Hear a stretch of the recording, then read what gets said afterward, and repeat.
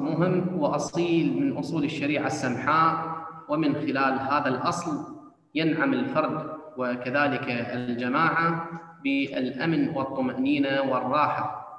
ليش؟ لأنه كل إنسان بفطرته بطبيعته هو معرض للخطأ، ففي حق غيره من البشر لابد أنه كل إنسان يقع في أخطاء بحق غيره، فلما يقع في هذه الأخطاء راح يبقى قلق وغير مطمئن وغير مرتاح من نتائج هذه الأخطاء اللي وقعت من عنده تجاه الآخرين، إلا أن التسامح يوفر له مساحة كبيرة من إمكانية العيش بسلام بعد مسامحته ممن أخطأ في حقه.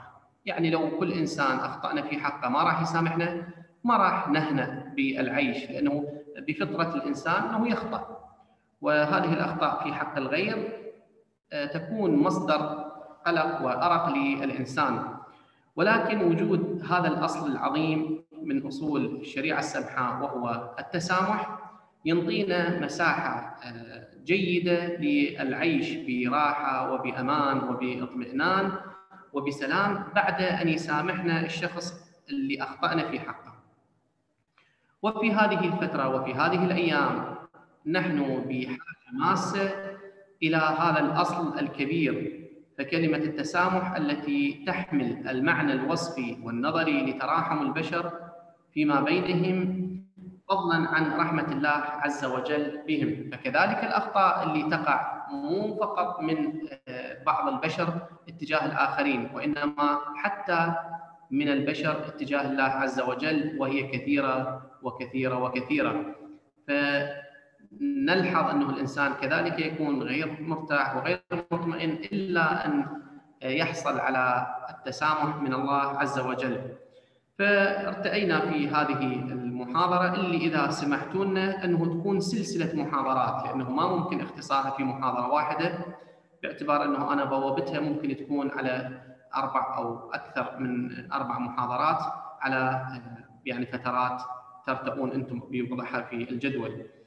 ارتأينا أن نسلط الضوء على التسامح في القرآن الكريم. التسامح في القرآن الكريم يأتي تارة بألفاظ صريحة يشير فيها القرآن صراحة إلى التسامح مباشرة، ألفاظ صريحة وواضحة، وتارة أخرى يشير القرآن الكريم إلى التسامح تلميحاً، وليس ذلك فحسب، بل أنه يشير إلى التسامح في ألفاظ لا تدل على التسامح إلا من خلال السياق الذي وردت فيه. يعني على سبيل المثال مثلا لفظة الهجر لفظة ما فيها معنى للتسامح، بل بالعكس الهجر ربما فيها معنى العقاب، معنى المعاقبة، ولكن القرآن الكريم في سياقات معينة مثلا يستعمل مثل هذه الألفاظ للتسامح، عندما مثلا يأمر الرسول الكريم صلى الله عليه وآله بهجر من يسيء في حقه، ويقول له فاصبر على ما يقولون واهجرهم هجرا جميلا، ويصف الهجر بأنه جميل. فتتحول هذه اللفظة من لفظة دالة على العقوبة، على معنى التأنيب المعاقبة، تتحول من خلال السياق ومن خلال المتعلقات التي توصف بها إلى لفظة للتسامح. ولكن هذه احنا بوبناها ووضعناها في المحاضرة اللي إن شاء الله راح تكون غير هذه المحاضرة، اللي راح تكون الألفاظ غير الصريحة، الألفاظ التي يشير من خلالها القرآن تلميحاً إلى التسامح. فالقرآن الكريم كتاب هداية مادته اللغة، واستطاع أن يخرج هذه الألفاظ من عموم الاستعمال إلى خصوصية الدلالة، فكانت لغته معجزة في الاستعمال وفي النظم، لأن الأخير ملك للجميع من الذين يتكلمون هذه اللغة السمحاء.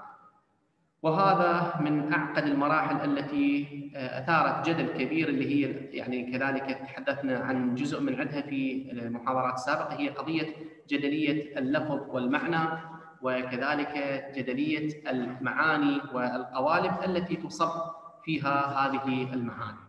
إذن محاضرة اليوم، محور اليوم راح يكون عن الشق الأول من هذه الألفاظ، وهي الألفاظ التي تدل صراحة على التسامح. عند استقراء القرآن الكريم وجدنا أنه ألفاظ كثيرة تدل بنصها الصريح على التسامح. في هذا المبحث راح نتطرق إلى معاني هذه الألفاظ اللغوية، يعني المعاجم شنو تحدثت عن هذه الألفاظ، شنو معانيها، ثم دلالتها القرآنية، أنه هذه الألفاظ في القرآن الكريم هل جاءت بنفس الدلالة اللغوية التي وردت في المعاجم، أم القرآن أثرى هذه اللفظة بدلالات أخرى أوسع، أو ضيق هذه الدلالة مما يعرف في علم الدلالة باتساع الدلالة أو انحسار الدلالة. ثم نناقش إن شاء الله مدى علاقة الدلالة اللغوية والدلالة القرآنية بمعنى التسامح.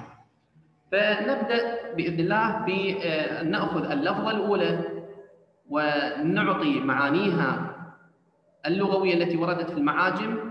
فنقول مثلا لفظة سمح، سمح من السماحة، وبمعنى أن الشخص جاد بما لديه، وكذلك ورد من معاني التسميح بأنه السرعة، والمسامحة في الطعان والضرار المساهلة، ورمح مسمح ثقف حتى لان بها، وسمح لي بذلك يسمح سماحة هي الموافقة على الطلب.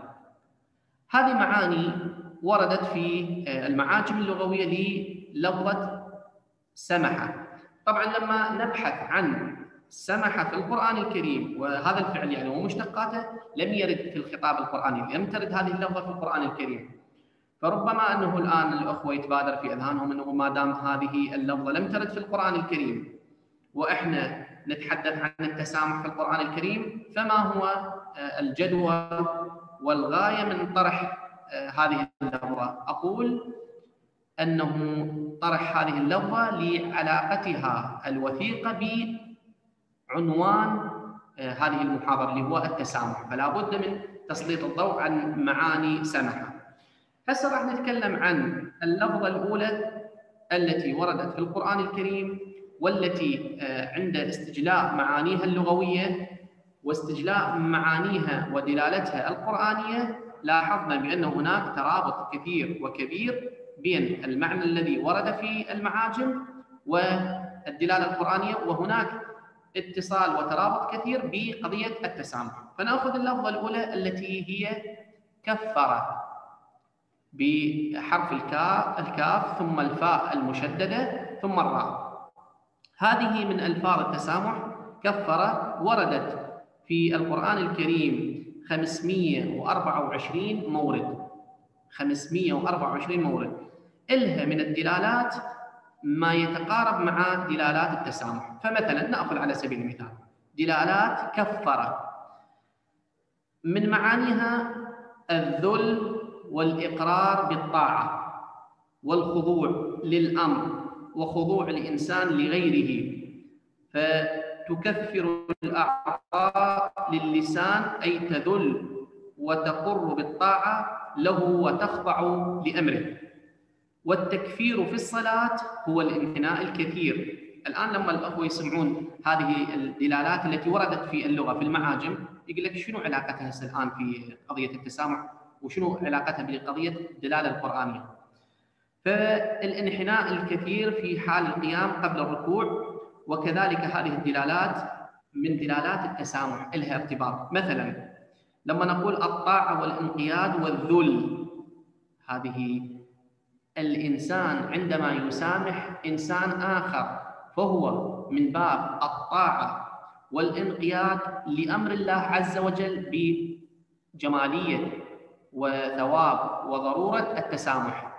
فهذه اللفظة بها معاني لغوية تدل على المعاني التي نريدها من التسامح اللي هي الطاعة والانقياد والذل. وكذلك من معانيها المتابعة، فسمح البعير بعد صعوبته، نقول سمح البعير بعد صعوبته إذا ذل، أي أصبح ذليل ومروض، وأسمحت قرونته لذلك الأمر إذا أطاعت وانقادت، وسمحت الناقة في سيرها إذا انقادت.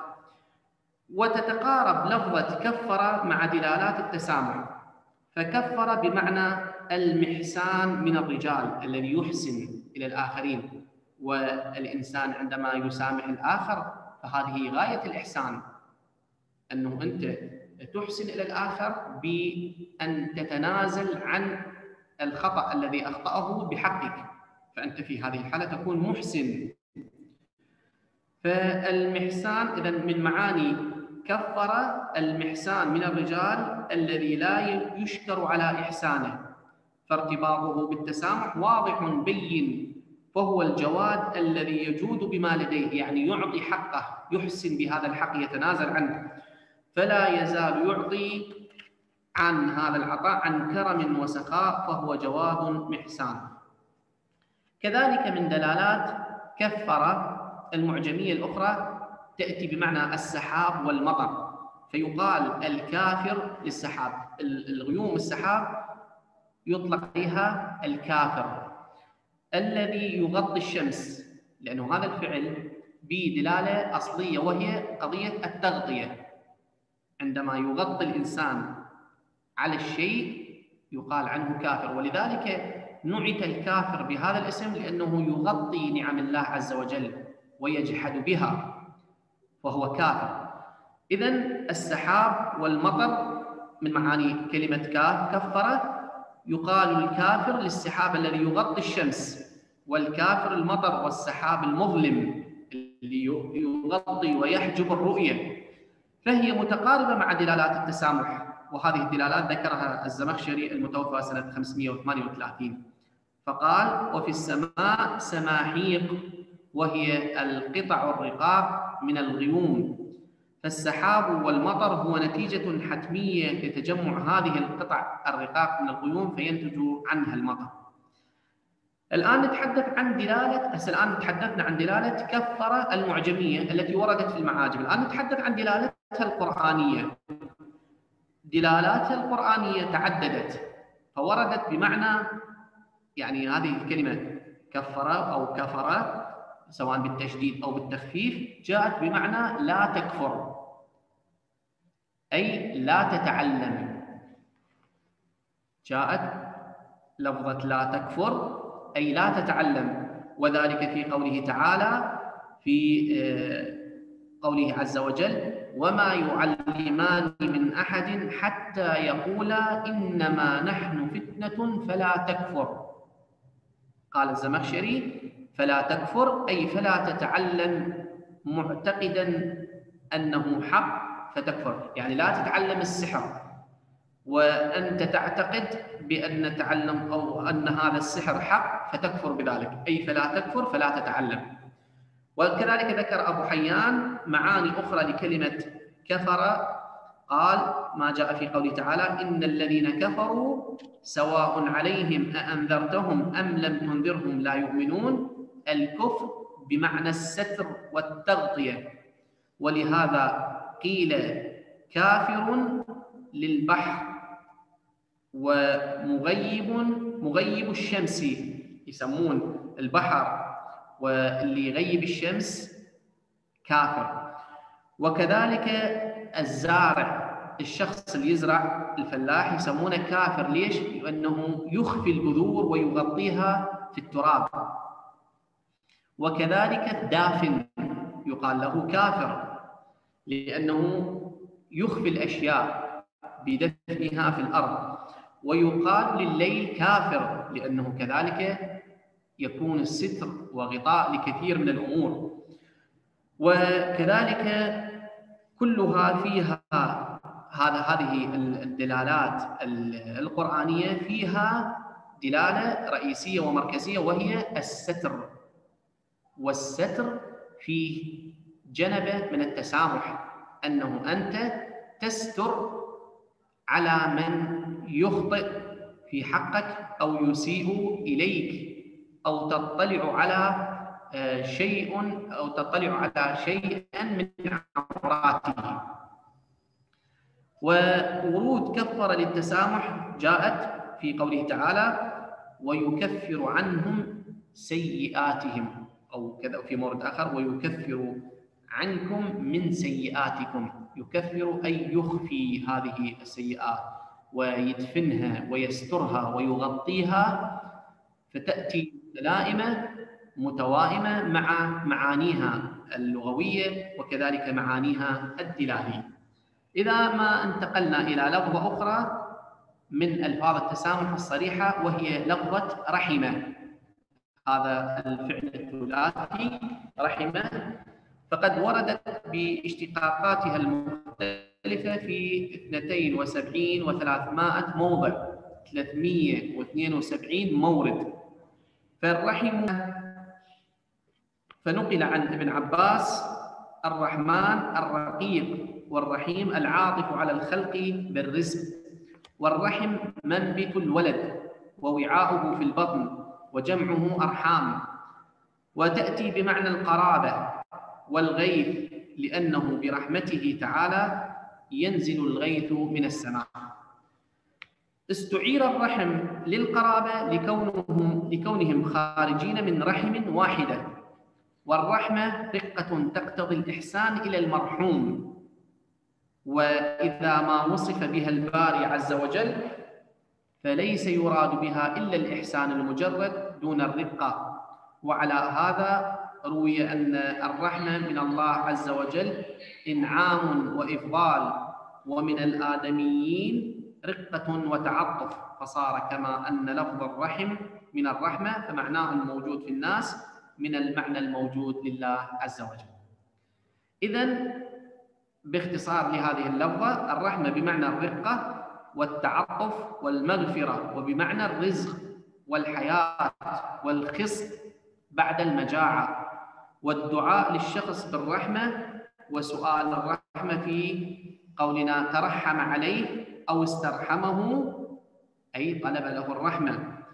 فجاء في قوله تعالى: وأدخلناه في رحمتنا إنه من الصالحين. هذا من باب المجاز، أي من باب السعة والتشبيه والتوكيد، فهي زيادة في أسماء الجهات، كأنه جعل الرحمة جهة، يعني كما نقول مثلا جعلت مثلا الماء مثلا أو الورقة في الظرف، يعني داخل الظرف، أو جعلت الماء في الإناء.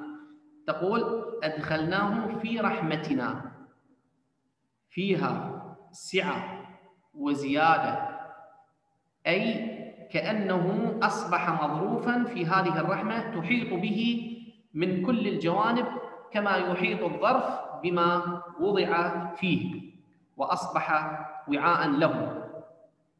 إذن الرحمة كذلك تأتي بمعنى النبوة، وتأتي بمعنى التمكين، وتأتي بمعنى القرابة، وللشيء إذا ضيعه أهله بعد عينة فلم يدهنوه حتى فسد فلم يلزم الماء. إذن إذا أردنا أن نتعرف الآن على دلالة أو صلة دلالة رحمة المعجمية، الآن قاعد نتكلم معجم يعني معانيها في المعجم، شنو علاقتها ودلالتها بالتسامح؟ فإن أول ما يذكر من دلالة رحمة وأبرزها هو بر الوالدين والعطف، وإذا ما قارناها بدلالات التسامح نجدها متلازمة ومتوائمة مع أغلب هذه الدلالات. فأبرز دلالات التسامح هي الجود والموافقة على ما يطلب منك، والتساهل واللين والإعطاء والطاعة والانقياد والذل، وما ليس بضيق ولا شديد، والإعطاء، كلها معاني لها صلة وثيقة بقضية التسامح. فبر الوالدين والعطف التي هي من دلالات التسامح ورحمة تنطبق على كل ما مر من هذه الدلالات. فهل بر الوالدين إلا الجود لهما عن كرم وسخاء وعدم منعهما؟ وإذن الذي نريد أن نخلص إليه أنه هذه اللفظة بدلالتها اللغوية وبدلالتها القرآنية لها ارتباط وثيق بقضية التسامح. ننتقل إلى لفظة أخرى، لفظة ثالثة، هي لفظة غفر. وهذه اللفظة وردت باشتقاقاتها وتشكيلاتها المختلفة في القرآن الكريم 276 لفظة. احنا طبعا جاي نتدرج من الألفاظ التي وردت أكثر إلى الألفاظ الأقل ثم الأقل وهكذا. ولعل هذا الورود في لهذه اللفظة، لفظة غفر، يحيلنا إلى أهمية هذه اللفظة وعلاقتها الرابطة بين الله عز وجل والبشر، لأنه وحدة من المحاضرات إذا وفقنا راح نقسم بعدين الألفاظ جزء منها خاص بالله عز وجل. يعني مثلا لما نقول لفظة غفر، هل الإنسان يغفر للإنسان؟ لو ان هذه اللفظه خاصه بالله، ان الله هو الذي يغفر. هسه فبالغفران هو في كله تسامح، ولكن راح نتحدث عن انه اكو الفاظ خاصه بالله عز وجل، وهناك الفاظ مشتركه بين الله عز وجل وبين البشر. هناك مثلا الفاظ خاصه بين الله والانبياء في قضيه التسامح، هناك الفاظ خاصه بين الانبياء وبين الذين أرسلوا إليهم. هذه إن شاء الله في محاضرات مقبلة إذا توفقنا راح نتطرق لكل قضية من هذه القضايا على حدة إن شاء الله.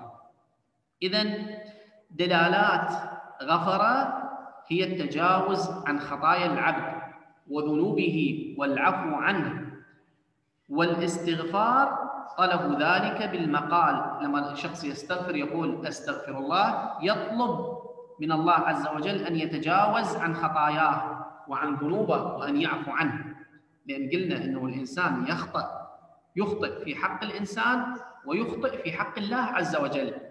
فلما يخطئ في حق الإنسان يطلب من هذا الإنسان أنه يسامحه، ولما يخطئ في حق الله يطلب من الله عز وجل أن يغفر له، أي أن يسقط هذه الأخطاء والخطايا عنه. إذن الاستغفار طلب التجاوز عن خطايا العبد وذنوبه بالمقال، أي يقول العبد أستغفر الله، يطلب هذا الأمر. وجاءت كذلك لفظة غفر بمعنى الكثرة والزيادة، فغفر له تجافى عنه في الظاهر وإن لم يتجافى عنه في الباطن. يعني لما أنت تخطئ في حق شخص وتأتي وتقول له اغفر لي، اسقط عني هذه الذنوب، هذه اللفظة غفر فيها خصوصية، أنه إذا الشخص المقابل تجاوز عنك في الظاهر، قال لك خلاص أنا غفرت لك، ما راح أشتكي عليك، ما راح أعاقبك، ولكن في باطنه لم يسقط هذا الأمر، فهذه من خصوصية هذه اللفظة. من خصوصية هذه اللفظة أنه من معانيها أنها تطلق إذا أسقط العقوبة في الظاهر ولم تسقط من داخل الإنسان. يقول الله عز وجل قل للذين آمنوا يغفروا للذين لا يرجون أيام الله ليجزي قوما بما كانوا يكسبون. فإذن الاستغفار طلب ذلك بالمقال والفعال. وغفر من الأضداد، فيقال غفر المريض يغفر إذا نكس في وجعه، ويقال له أيضا إذا برئ. هذه اللفظة من المتضادات، يعني نفس اللفظة تقال للمريض إذا انتكس وضعه، كما يعني يصطلح الآن حتى بالعامية، يقول فلان انتكس، صحته انتكست، فيقال غفر. ونفس اللفظة تقال للمريض إذا برئ من مرضه. والغفور والغفار جل ثناؤه، وهما من أبنية المبالغة، ومعناهما الساتر لذنوب عباده والمتجاوز عن خطاياهم وذنوبهم، واستغفر الله ذنبه، أي طلب أن يسقط هذه الذنوب عنه. هذه دلالات معجمية لغفر، تكون قريبة من العديد من دلالات التسامح، فالتجاوز والعفو يحتاج إلى المساهلة وإلى اللين والسلاسة، فهذه كلها هذه المعاني الآن اللي ذكرناها من معاني التسامح. وهي تتلائم وتتماشى مع معاني غفر اللغوية. إذن الآن نجي على دلالات أخرى لغفر، هي الاستغفار نفسه، فالاستغفار طلب ذلك بالمقال. الآن من دلالات غفر كذلك تأتي بمعنى الكثرة والزيادة. الكثرة والزيادة شنو علاقتها بالتسامح؟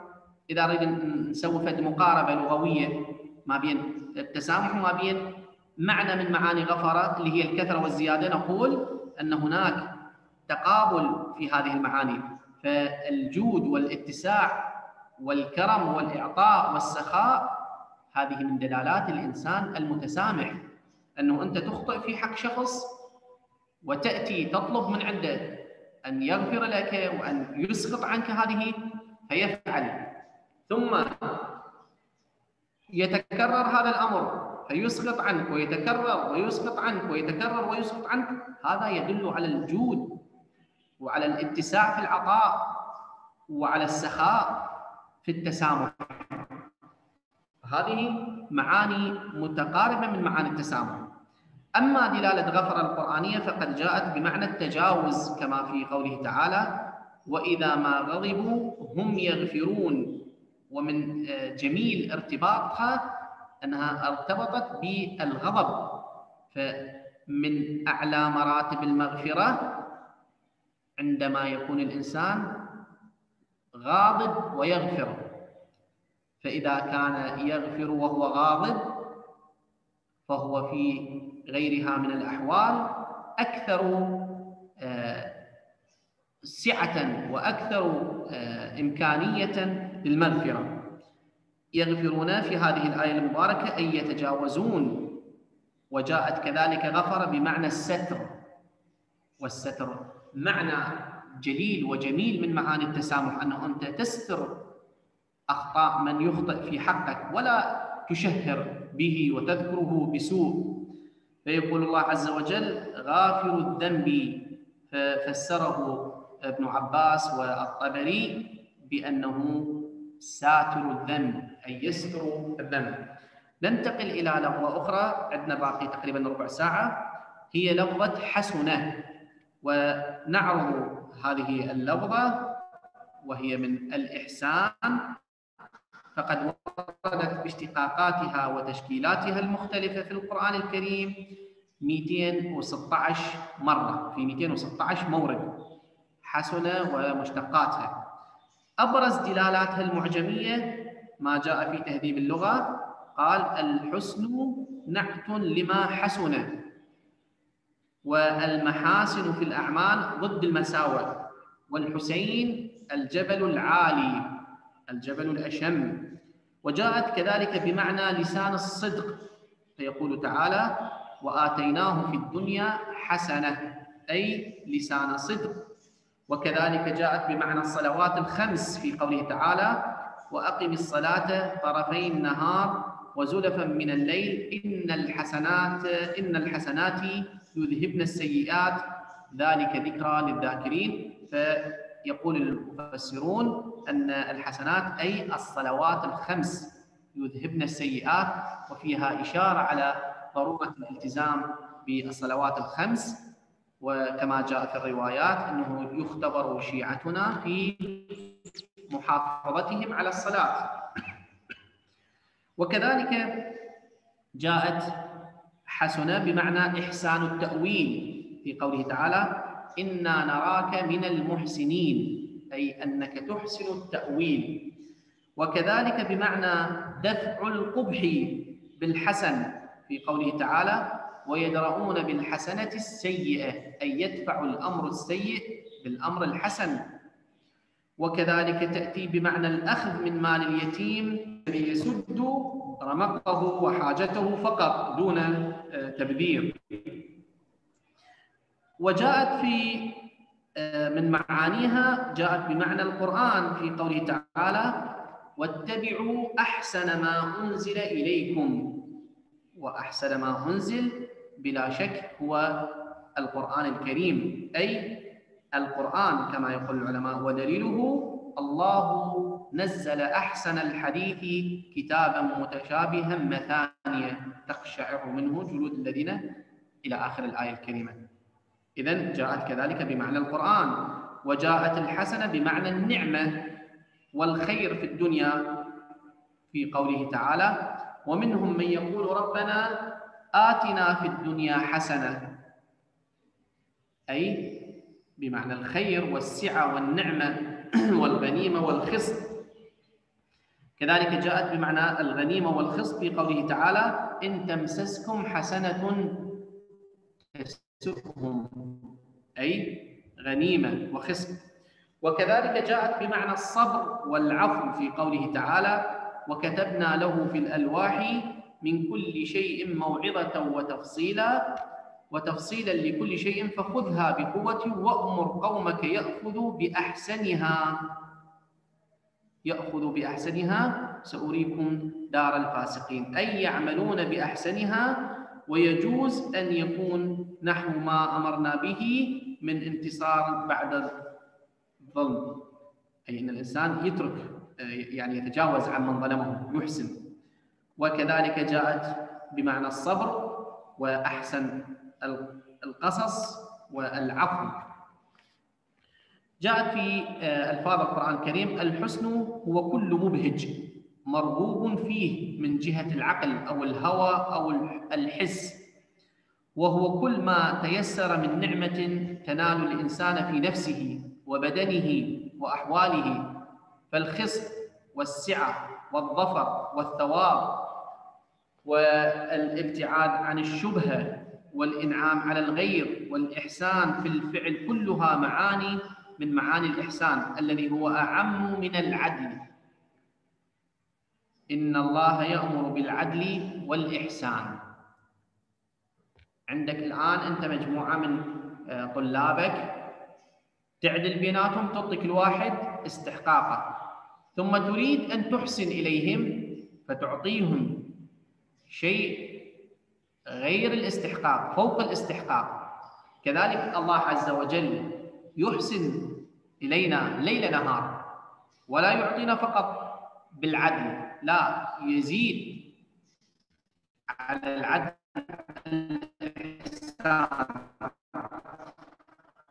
فالإحسان فوق العدل، وذلك أن العدل هو أن تعطي ويأخذ أقل مما له، فالإحسان زائد على العدل، فتحري العدل واجب وتحري الإحسان ندب وتطوع. يعني أنت كيفك تريد تحسن أو ما تريد تحسن، بس العدل لا، لازم تعدل. معاني كثيرة وردت لقضية الإحسان والتحسين بمعنى التزيين وبمعنى الجنة وبمعنى معاني كثيرة أخرى، ما نريد نقف عن كل المعاني لأنه يطول ونحاول أن نختصر. إذا أردنا أن نقارن بين دلالة الإحسان المعجمية اللي ذكرناها ودلالة التسامح حتى نشوف شنو الصلة بيناتهم، فمن أبرز دلالات الحسن هو نعت لما حسن، وصف لما حسن، لكل شيء حسن وكان جميلا، وما كان ضد المساوئ فيدخل فيه الكلام الحسن والشجر الحسن، وكل مبهج مرغوب فيه من العقل أو الهوى، وما يسر من النعمة التي تنال الإنسان في نفسه وبدنه وأحواله، الخصب، السعة، الظفر، الثواب، إنعام الإنسان على غيره. هذه هل تتحقق بغير دلالات التسامح اللي ألمحنا لها سابقا، إلى أن من أبرزها الجود والسخاء والإعطاء، إعطاء الكثير الذي يكون عن كرم وسخاء. هذه المعاني اللي بمعاني التسامح، فهناك ارتباط إذن وثيق بين معنى التسامح وهذه المعاني التي ذكرت للمعاني اللغوية المعجمية للفظ الحسن. فيرغب الإنسان في الخير والنعمة التي تصيبه من جهة عقله وهواه وحسه، فتحقق له عن طريق جود المعطي وكرمه وسخاؤه في الإحطاء، فيسر بما يناله من النعم في نفسه وبدنه وهذه هي معاني الحسن، وتتحقق عن طريق معاني التسامح. كذلك معنى لسان الصدق والصلوات الخمس والأخذ من مال اليتيم بما يستر العورة ويسد الجوع، هذه شنو ارتباطها بالتسامح اللي هي من دلالات الإحسان؟ هذه لا تتحقق إلا بالطاعة والانقياد والمتابعة، التي هذه المعاني من دلالات التسامح. الطاعة والانقياد والمتابعة هذه من دلالات التسامح. فلسان الصدق والصلوات الخمس والأخذ من مال اليتيم بالمقدار اللي يحتاجه، هذه تتحقق بمعاني التسامح. فمن لا يطع الله ورسوله ولا ينقاد لأمر الله عز وجل ولا يتابع رسوله صلى الله عليه وآله فيما أمر لا يكون صادقا. قال تعالى: والذي جاء بالصدق وصدق به أولئك هم المتقون. والمتقي لا شك في أنه هو الشخص المنقاد المطيع المتبع. وكذلك من لا يطيع ويتبع وينقاد لا يؤدي الصلوات الخمس. قال تعالى: وأقيموا الصلاة وآتوا الزكاة واركعوا مع الراكعين. وكذلك يأكل أموال اليتامى ظلما وزورا وبهتانا. قال تعالى: ولا تقربوا مال اليتيم إلا بالتي هي أحسن حتى يبلغ أشده وأوفوا الكيل والميزان بالقسط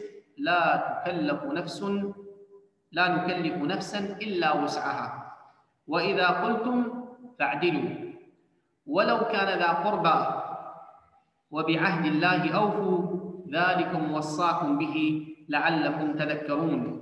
وكذلك يقول الله عز وجل: إن الذين يأكلون أموال اليتامى ظلما إنما يأكلون في بطونهم نارا وسيصلون سعيرا.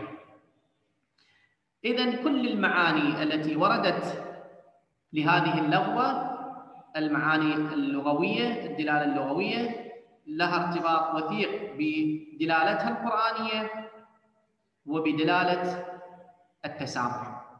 ننتقل إلى لغة خامسة وأخيرة في هذه الليلة لأنه باقي من الوقت 6 دقائق، هي لغة صلح.